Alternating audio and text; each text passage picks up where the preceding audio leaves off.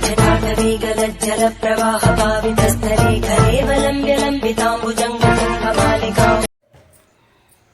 कल का जो त्योहार है वो सूरज के हिसाब से, सूरज के नाम से प्रचलित है। सूर्य नारायण को अर्घ्य देते हैं उदय होते हुए और अस्त होते हुए।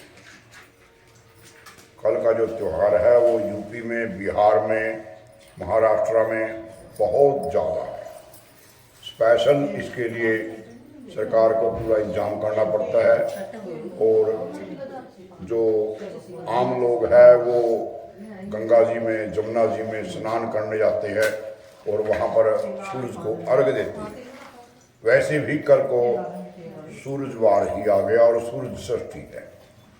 कल को छठ और सैतम दोनों इकट्ठी रहेंगी। आज पंचमी है, परसों गोपाष्टमी। गोपाष्टमी सोमवार को है। आज कार्तिक मास महात्म का 20वां अध्याय। तो राजा पृथु ने कहा कि हे देवऋषि नारद, अब आगे का युद्ध में क्या हुआ ये बताइए। जलंधर का और शिवजी का जो युद्ध चल रहा है उसमें आगे क्या हुआ। पतिव्रत धर्म वृंदा का भगवान विष्णु ने भ्रष्ट किया। इसके पश्चात वो दैत्य कैसे मारा गया, इस अद्भुत कथा को मुझे बताइए। देवऋषि नारद जी बोले, जब गिरजा पार्वती मां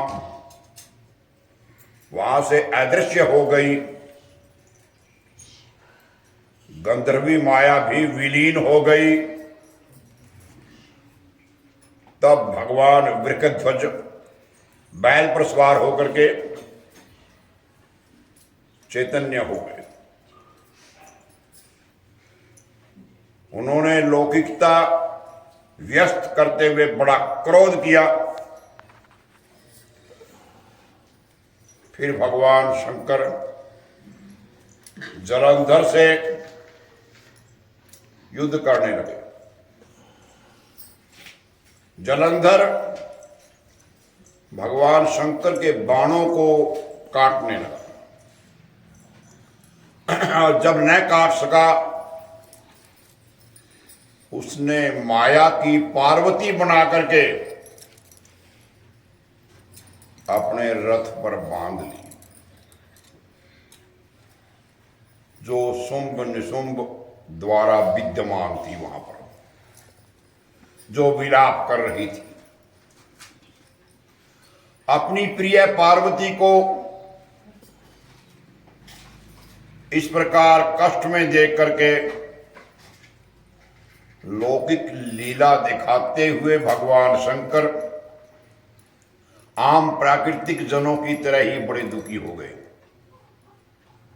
उन्होंने अग्निपुंज की तरह भयंकर रौद्र रूप धारण कर लिया।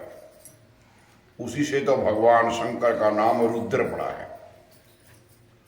अब उसके रौद्र रूप को देख करके कोई भी दैत्य उनके सामने खड़ा होने में समर्थ नहीं हो उसका।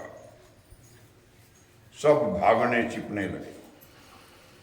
यहां तक कि शुंभ निशुंभ भी युद्ध में स्थित होने को समर्थ न हो सके। भगवान जलंधर की जो माया थी, जलंधर की सारी माया अक्षण मात्र में नष्ट हो गई। संग्राम में चारों ओर हाहाकार होने लगा। शिवजी ने उन भागते हुए शुंभ निशुंभ को शाप देकर के बड़ी धिक्कारना दी। उनने उनसे कहा कि तुम दोनों ही बड़े दुष्ट हो, तुमने मेरा अपराध किया है। तुमने मायावी पार्वती बनाई और तुम पार्वती को मारते थे, अब युद्ध से भाग रहे हो, भागते हुए को मारना पाप है, पीठ पर वार नहीं करना चाहिए। अब मैं तुम्हें नहीं मारूंगा, परंतु ये जो गौरी है ये तुम्हें क्षमा नहीं करेगी, ये तुम्हें अवश्य मारेगी।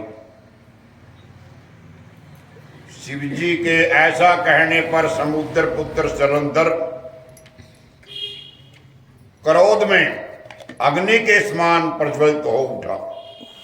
उसने शिव जी पर घोर बाणों की वर्षा करके पृथ्वी पर अंधकार कर दिया। तब उस दैत्य की ऐसी चेष्टा देख करके भगवान शंकर बड़े क्रोधित हुए। उन्होंने अपने चरणगुप्त से बनाए हुए सुदर्शन चक्र को चला करके उसका सिर काट दिया। ऐसे प्रचंड शब्द के साथ उसका सिर पृथ्वी पर गिर पड़ा। महान हाहाकार होने लगा। अंजन पर्वत के समान उसके शरीर के 2 खंड हो गए।